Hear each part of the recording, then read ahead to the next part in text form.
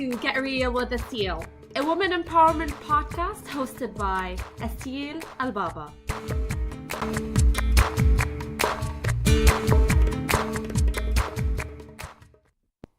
Hello and welcome to another episode of Get Real with Asil. Today is Monday, June 18th, 2018. For today's episode, I am talking about a success principle extracted by Jack Canfield, The Success Principles, how to get from where you are to where you want to be. So if this is your first time tuning in, welcome to my podcast. I tend to talk about self-development topics that I find very interesting and practical while offering my own personal perspective on them and keeping them as real as possible so that we can implement them in our lives on a daily basis and therefore lead lives filled with passion and bliss. So that's ultimately what our goals are. As humans, especially people seeking self-development.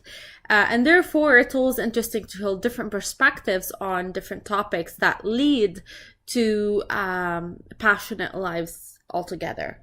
So I am at principle number 46. This particular book has 64 principles, and when I started reading it last year, I said I'm going to dedicate an episode for each of the principles because they're extremely practical, super useful, and I thought they're very, very helpful as well. I do not do it in a consecutive order. Every episode has a different theme to it, but I always go back to this book because my point is to finish all 64. So we are at number 46, and this specific number, the principle it covers is actually a very relevant one to me, and I'll let you know why in a second. What it's about is mastermind your way to success. So what does that mean? Let me start by reading a quote by Napoleon Hill, who is the father of so many self-development ideas, and he obviously is the author of the Think and Grow Rich, which is a super famous book in the self-development field. And he said, when two or more people coordinate in a spirit of harmony and work towards a definite objective or purpose, they place themselves in a position through the aliens to absorb power directly from the great storehouse of infinite intelligence.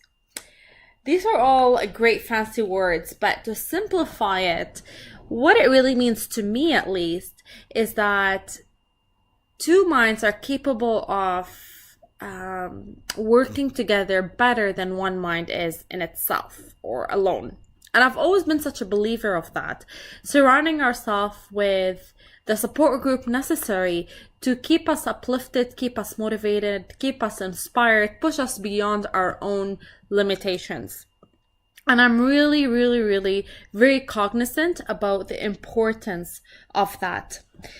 So the reason this is very timely and very interesting topic for me right now, for a few things. So recently, I went out with one of my girlfriends her and I are single. And when I look at the group of the friends I have, she's the only single friend I have. Everybody else is in a relationship. So her and I can actually talk about things that we can very much understand. The journey we're on is super similar. We deal with very similar frustrations, similar challenges, and we really get to bounce things off by each other. And that offers a huge amount of support to each other, because it's one thing to talk about somebody who can emphasize or sympathize with you, but it's another when it's somebody in your own shoes and is fully capable to understand what you're going through because it happens to be what they're on as well. So it's very interesting in that perspective because I get to fully express myself with her, express what I'm going through in every aspect of the situation that I'm in, and also hear her out, and we offer the support to one another. So that's just one thing I was reflecting on in recent weekend outings I had.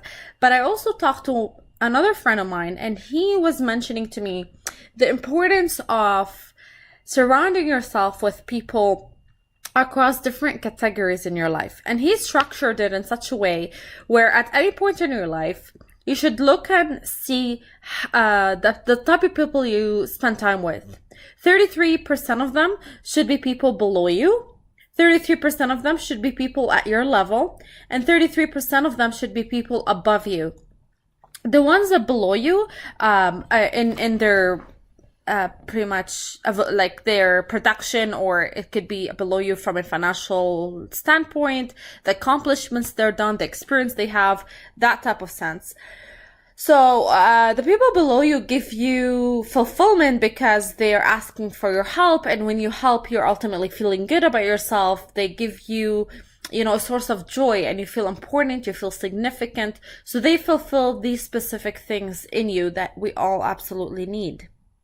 The ones on your level, they get to ask and bounce off different ideas because you're on the same level. So you get to have a different form of support, just like my friend and I, the example that I shared. We're at that same level from a relationship perspective. So we get to actually experience each other's challenges and offer that moral support to one another in times where we need it. The ones above you are the ones that lift you up, the ones that push your limit, the ones that inspire you to grow even beyond what you thought is possible for you. And at any point in your life, it's important to have all these three categories balanced, because spending more time with one category over the other you might run the risk of either going stagnant. So if you're spending so much time with people below you, you're going backwards, actually, you're not growing. If you're spending a lot of time with people at your level, you're pretty much plateauing. And if you're spending so much time with people above you, you're always going to feel underachieved and unmotivated, actually. So it starts having a reverse impact on you than what it's supposed to accomplish. So it's important to keep all these three categories in check. And what I've noticed when I have a real look at my life, I actually lack having people above me in my life. That's not to say the people that you read to or listen to on YouTube or just admire. Obviously, these ones I'm not counting. The ones I'm counting that are the ones that you have direct contact with. The people you're actually able to go have a coffee with them, or you're able to call them for a question, and have more of a personal relationship with them. That's what I mean by having them in your life, not just simply aware of their presence or material, for that matter. So for that purpose, this chapter is really focusing on that specific group, and also the ones that are on your level as well, if they're on the same wavelength and have similar goals to you. And the reason that focus is important is that you can push yourself beyond what you think is possible, and also exchange resources with other people. So this chapter is about creating a mastermind group.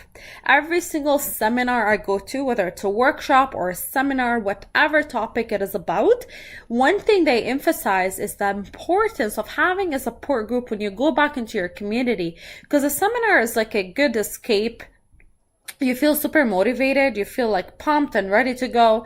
And then if you go back to your day-to-day life, a lot of these things that you've picked up along the way of your journey, if you've went to, let's say, like a week seminar or whatnot, would be lost because you're just not implementing them. So to keep the momentum going, that's where support groups like the mastermind groups are extremely crucial to make it such. So this is also very timely in my life, because as I approach moving into my new condo soon, I'm looking forward to utilize the meeting room in that condo and create my own mastermind group. It's very important to recognize the things that you're lacking in your life and implement certain measures to close the gaps on these things. So what does a mastermind look like, and how can you actually go about doing it?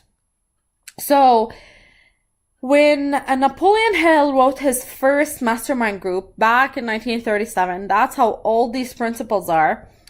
His classic book, The Think and Grow Rich, which is still one of the best sellers until today, that's almost 90 years later, which is really, really incredible accomplishment. So what he did is, in one of his concepts, he was talking about these specific concepts about surrounding yourselves by achievers. And later on, Andrew Carnegie also had a mastermind group, and so did Henry Ford. And I just did some name dropping here so that you realize that this is not something that we just came about figuring. It's been something that's there for a century. If not more. And these are the people that we are most likely inspired by and look for guidance from, have pretty much established these foundations for themselves. And it's always good to look at the people that we're inspired by to see what they've done in order for us to do similar things in our lives, to help us as well achieve the things we've set our mind to. I'll share this quote with you by King James. It's a version in the Bible. He said, "For where 2 or 3 are gathered together in my name, there am I in the midst of them." This is a little bit of a biblical quote. I don't usually quote anything religious, but the concept here is the importance of gathering minds on the same wavelength so they can attract that chemistry of what it is they're trying to accomplish.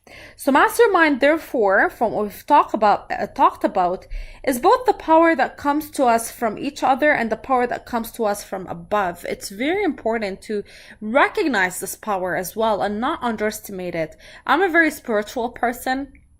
I don't really follow any type of religion. However, I do feel a connection with God, and I want to strengthen that connection every day I can. So it's important for me to ask for guidance and surrender in times where I need to surrender, in order to kind of follow the universe plan as well. But it's also important to know that balance between when is it time for you to take charge of your life and when is it time for you to surrender, and how can you keep that balance in check, because it's all about balance. If you're surrendering too much and you're just not taking proactive measures in your life, you're really just reacting to things as they happen versus you taking charge of them. But if you're always trying to be in control and taking charge, which is the other extreme, then you're really overexhausting yourself, and there's never going to be a situation where you're in control over it all the time. There's always things that are going to happen that are outside your control. So having faith that everything is happening for you and for your own good and for your own development, and it's what your soul needs to learn, gives you ultimately faith in the process. So balancing both ultimately leads to conquering and mastering the lifestyle you want to have. So back to the mastermind approach. So to repeat what I just said, mastermind, to remind you, is really the combination of what you can do as form of, the power that you can extract by getting together with people on a like-minded level, and also the power that you can extract from above, which is referred to as God or the universe or whatever it is you refer to that power as. And the basic philosophy of the Mastermind Group is that more can be achieved with less time when people are working together. Even if you're not working on the same project, even if each of you have their own business or are employed in a different industry, as long as you're on the same wavelength, that's what matters to me when it comes to a mastermind group. So ideally, you want to create a group about 5 to 6 people. Maybe up to 8, I would say, should be fine. And what you would do with this specific group is meet on a regular basis. And depending on the city you're in, depending on where these people are, if you're all geographically in the same location, you might want to try to meet at least once a month in person, and maybe another time over the phone. So you can meet bi-weekly, one meeting over the phone and one meeting in person. And in these meetings, what you should do is share ideas, share your thoughts, information, feedback, resources, success stories, challenges. Really, that's what it's all about. And feel free to structure these meetings in whichever way makes sense for you. Ultimately, this is your thing. This is just an idea that I'm sharing with you that I wholeheartedly believe has a lot of power. I've had different mastermind groups throughout my development, some at work, some are part of my public speaking engagements, but now I'm looking to do it even more about for people looking to do social entrepreneurship and impactors, I'm also looking to do a mastermind group with them, because I believe in the power that we can add to each other's lives and the resources we can share as well. So the mastermind group can be composed of people in your own industry if you want to focus on that, or just people in general that you're inspired by, because it becomes an exchange of different types of resources. So feel free to kind of brainstorm a few things on your own and then consult with people that you feel might want to join this mastermind group. So some thoughts. So what you can do basically for if you want to take charge of assembling this mastermind group, one of the things you would want to start with is ultimately determining what are the type of people you want to attract into this group. How many do you want them to join? And then what you can do is ask them all to a meeting and discuss your intentions, discuss what this group is about, and you all can put the rules together, because this is ultimately for all your benefit. So you can determine how frequent you want to meet, if there's going to be a structure to these meetings, what you're going to be discussing, and all these different logistical things are in your hands ultimately. There's no right or wrong of doing it. And as you go, you may alter things according to what fits your industry and what fits your needs. So personally, what I want to do is I already have a lot of names in my mind. And as soon as I move into my condo, I am going to have a mastermind meeting session in which I tell the people I invited the intentions I have behind inviting them, and then put a structure in place to how we can do this moving forward on a frequent level, so that we're always on top of our game. So when you conduct a mastermind meeting, after you've established the people that are in it, and you've established what these meetings look like, where do they happen, how often do they happen, so after all these logistical things take place, I'm just going to share with you a structure offered in this chapter by what can happen in these meetings after all these logistical details are taken care of. So the first thing you want to do is start the meeting by some sort of invocation. Start by asking guidance from the universe, certain words of affirmations and validations towards what this meeting is for and why you're gathered in a room to do. So starting it off in a spiritual guidance is pretty good way to kick it off on a good level. The second thing you want to do is share what's the goal of that specific session, what's new, and what's good. So start it off on a positive note. We're here to accomplish this today. Here's what's new with us. Maybe you can do a roundtable so everybody can share their updates about what's happened in their lives and in their businesses since the last meeting. And this is a side note. You may want to consider having two different mastermind groups, one for professional purposes, which are people who are going to be helpful to you from a professional standpoint, and maybe another one for personal purposes, people who share, self-development, family issues, things of that nature. There's, like I said, no right or wrong on how to do these things. You're free to customize things in your life like they would work for you. And then you would negotiate for time as a third step, which means you would just allocate or allot certain times for each person in the group to talk about what they need to talk about. But maybe sometimes one person needs more time than the other because they have a really stressful situation to discuss, or they're just really anxious for some feedback, or going through something that requires more time to allocate towards. So, obviously common sense kicks in here, and you to give people the time they deserve based on what they need to discuss. And then the fourth step is you speak while the group listen, and then brainstorm solutions. So every person can share their problems, they can share their needs, their wants, and the other people can brainstorm and help them think outside the box. So this is why I think it's helpful to have people from different industries, because having an outsider look or view on something that's in your particular industry could be helpful. So if I'm a client of yours, I could offer you certain things that a client would be looking for in terms of the products and services you're looking to offer, as an example. So the fifth step is make a commitment to stretch. So once a member have their time to present and discuss and brainstorm their ideas and also gain the feedback that they need from the group, then it's the members' turn to commit verbally to the next action that they need to do.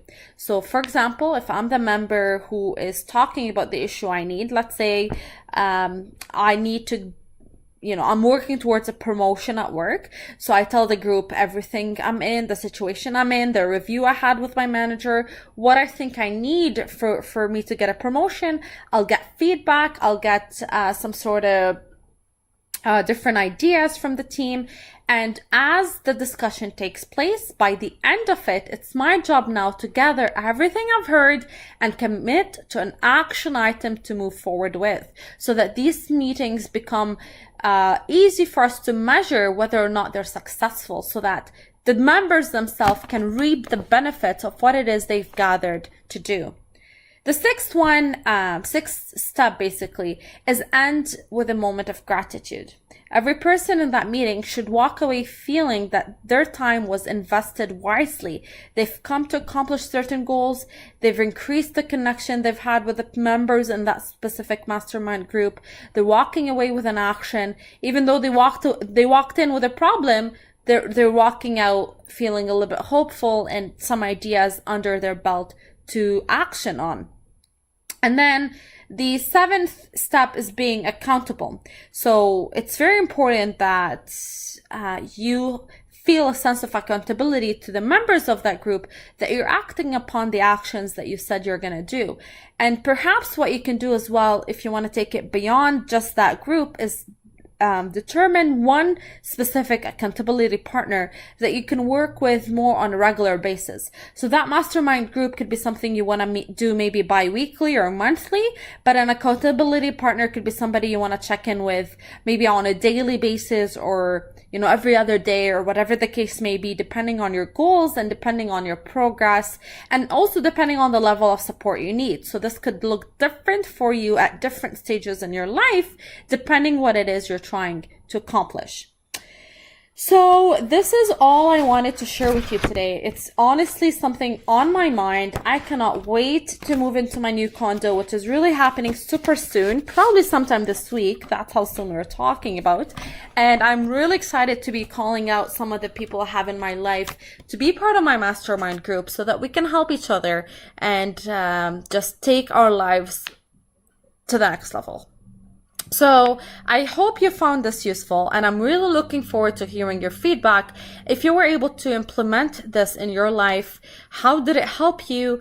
If this is something you've already had, some tips you want to share that I can eventually spread as well in my future episodes.